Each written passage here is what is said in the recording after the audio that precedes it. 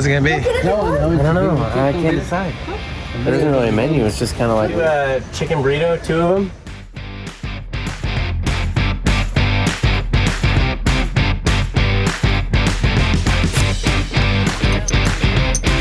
Raimundo, le pones Awesome. Thank you. Wow. Wow.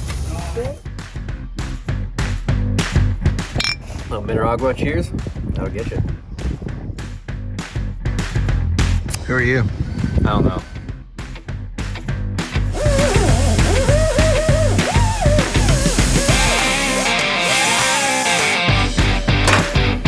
Become a little project, huh?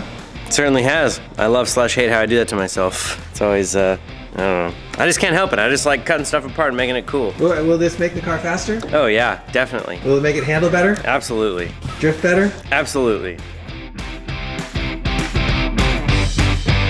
Doing a little bit of organizing. We got some new oil for the year.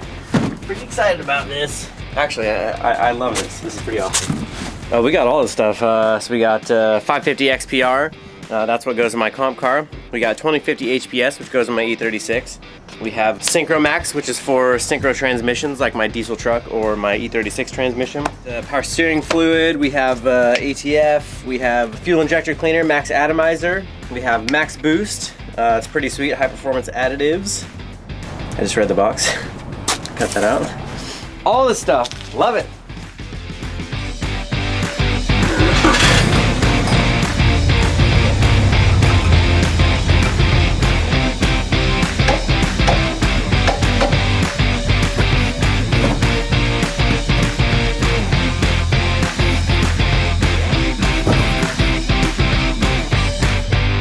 So we have reached the final couple of steps on this roll cage project, which I'm pretty excited about. So the last thing that we have to do on this is the door bars.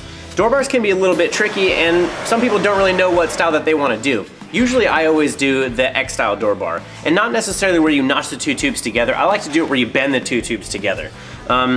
It creates 2 triangles in the side of your car, which is, a triangle is the strongest shape, right? So in that case, in my opinion, it's very, very strong, and they look pretty trick too. Not to mention they're fairly easy to get in and out of once you have your seats in there. You're not like cramped trying to get in quite as much as like a NASCAR ladder style door bar. So what I usually do when doing an X style door bar is you have to figure out how high you want it. That's first things first. You figure out if you want them to go all the way up top and go full crazy with it, but that does make it really, really difficult to get in and out, or you want to run them nice and low. This car once was a street car, now it's not anymore, but either way, I'm gonna try and keep these door bars pretty low because I want it to be easy to get in and out of for the driver and the passenger. So what I always do, I go back to my trusty pre-bent tubes that I already have. So this is a 20-degree bend. So I kind of like jumped in here and I kind of held this up, and I think that that actually looks pretty good. So it's gonna come from the main hoop, come up, one bend, down to the A-pillar. And then we're gonna flip another tube over, and it's gonna come from the main hoop down, meet that tube, and then come back up. So a good rule of thumb is you can always bend a tube more, you can't always unbend a tube. So I think that a safe number to begin bending our door bars to is about 20 degrees each. So that's what I'm gonna go with.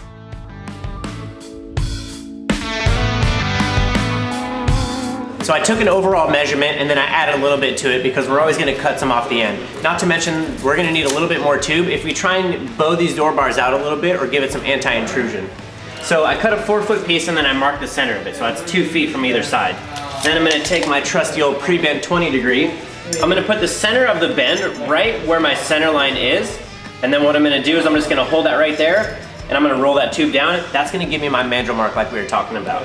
So that essentially will make the bend right in the center of the tube pretty easily. And now all I gotta do is set my mandrel mark up on the bender, give it a bend, and then we have a couple of these.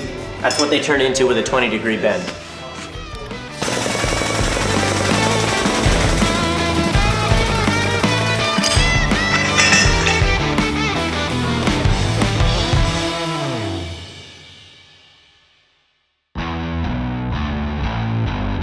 So now that we have all 4 of the tubes bent up, what I like to do now is just go ahead and decide which tube is gonna be your bottom bar and which one's gonna be your top bar, because sometimes it can be a little bit easy to mix them up. It's easy just to write it on it with a Sharpie so you don't end up notching some off the end of the wrong bar, which would kind of be a bummer.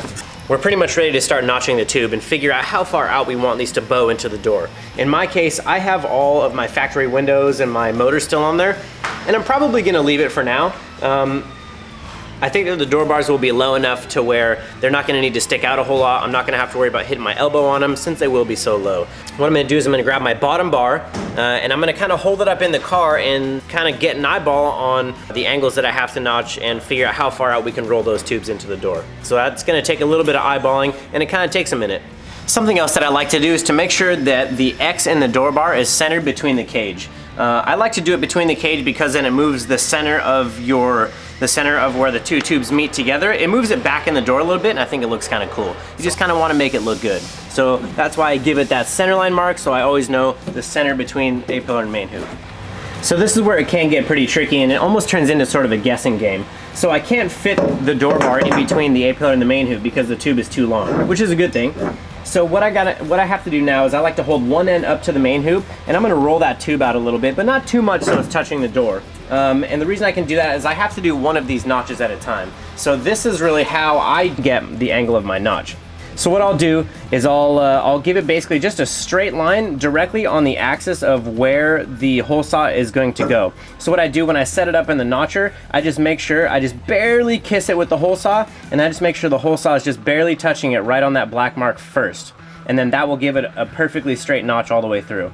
So all I'm gonna do is just give it that one little line now that I got this door bar rolled out a little bit, but not too much.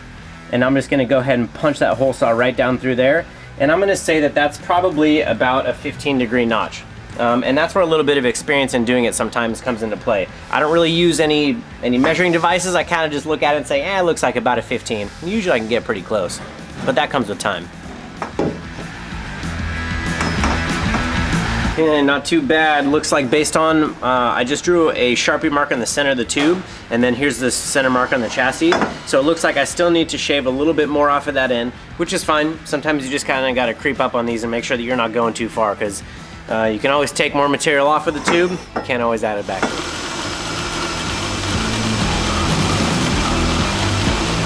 Okay, so the backside where it was gonna meet up on the main hoop, I got that notched up. This diagonal bar is also something you have to think about, so I ended up notching some of the corner out so it can fit right there on that tube.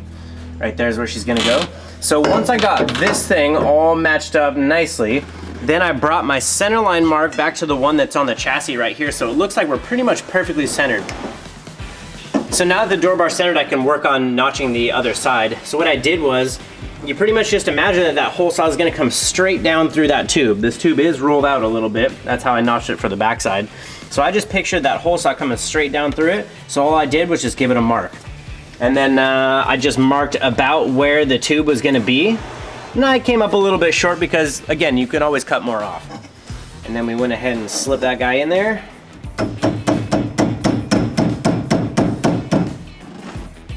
Bada bing, bottom bar done. Now the last thing to do is just close the door and make sure it closes, because essentially both of these notches were kind of a guess. So let's see if she fits. So it's definitely leaned out quite a bit, but since I don't have any door cards, it's just almost touching right there on the back side. And then I'm gonna do the same thing for the top one, and ideally we're gonna be really, really close to all of this window track and all that stuff, but I want as much room inside the car as we can, so this is worth it to me. But I'm really stoked on how that bottom bar fits.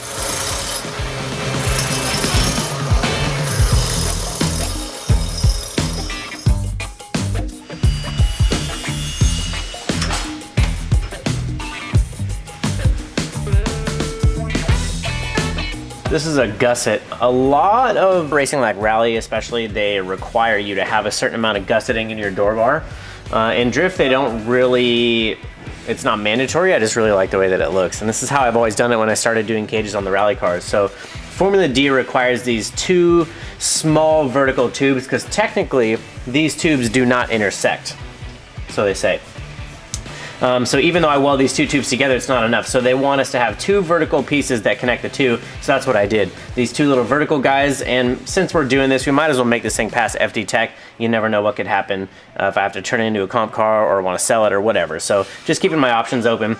And then just tie the whole thing together with this nice, sweet looking little piece of sheet steel here. It kind of takes a while, honestly. It's pretty tedious, but once you get it kind of fitting the way that you want it, it looks really, really nice. And I plan on TIG welding this whole thing out, just so when you open open the door, it's nice and clean looking. Once we get the paint on it, it will lay down over the welds really nice. So yeah, that's kind of what I'm thinking, but I really like the way this is looking so far. Pretty much just make it match my comp car.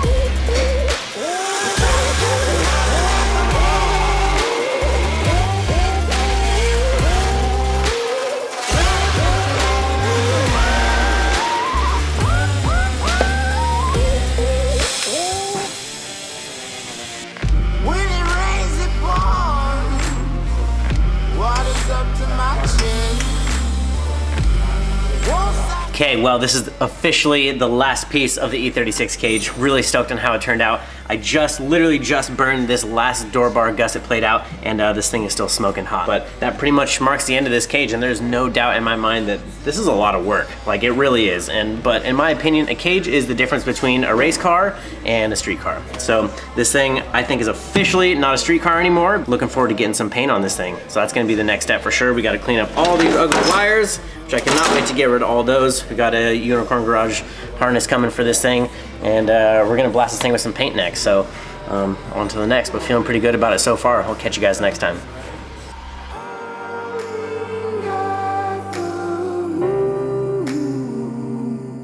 Will you find me? Hope you find me.